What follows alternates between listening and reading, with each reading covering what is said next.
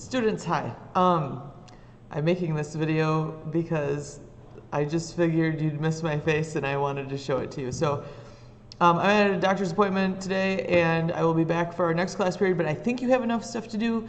I'm pretty sure you'll be entertained for the class period, at least I hope so.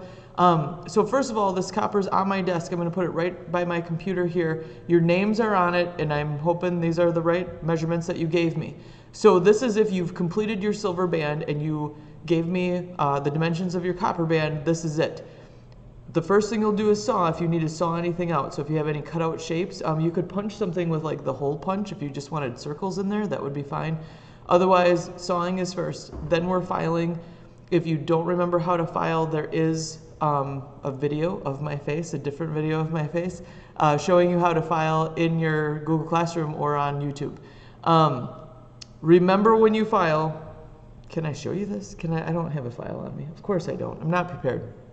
You're gonna file the edges so they're straight, right? If my finger was a file, you wouldn't be able to see any gaps in between there because it'd be perfectly straight. And then you're going to file, if my finger was a file, across your piece the whole way down so all the scratches are in the same direction. Copper's a lot harder to file than silver, so it's going to take you a little bit longer, and I don't want you to rush through it. I don't want you to be like, I just want to be done with this, so I'm going to file really quickly and then sand today and get it all done with, and then you have a bunch of scratches in your piece. So take the time to file it right. If you get done filing today, you can sand it with 320 sandpaper in the same direction. I don't want you to move on from that sandpaper grit until I see it because I just don't want you to. So that should be enough for you to do today and keep you entertained. Okay? The rest of you, watch this move. I etched your copper rings. Okay? Don't they look pretty?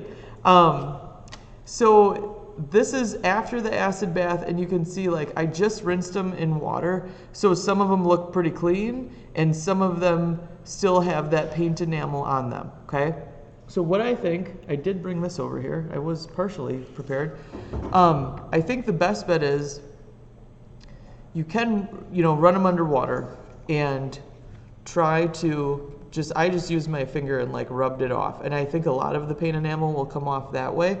I would do that first just so it doesn't gunk up your sandpaper, but then after that, and you can see with this one, because I started already, you're going to take the 1000 grit sandpaper, so the finest grit we have, and then you're just going to very gently. Now I think in all honesty, I probably should have kept this in the acid bath for like another half an hour. Like I don't know how deep this really turned out, and I'm afraid sanding it is going to take away some of it. So very gently, you're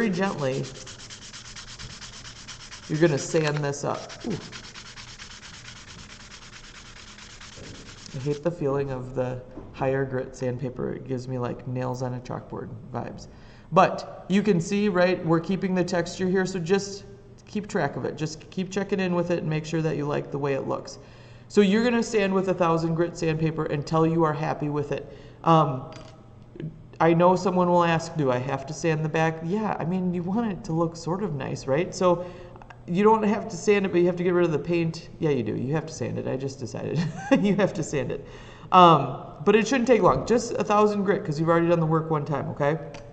Once you're done with that, I do not mind if you round this on the mandrel with the rawhide mallet. If you don't remember how to do that, I would assume one of your classmates who started with the silver band can remind you. But you should remember from Metals and Glass 1. And then, again, between those two things, I think that's quite a bit of stuff for you to do today. And then I'll do a soldering demo for you tomorrow. I do not want your classmates reminding you how to solder just because, again, I just am possessive that way, and I want to be the one to teach you, okay? So there's kind of 2 steps for both groups to complete. If you get done with that and you still need something to do, you can work on Artist Showcase or other homework, right? I think that'll fill up your class period. So I miss you, and I'll see you soon. I mean, I should be at the next class. So email me if you have any questions, and I will talk to you later. Bye.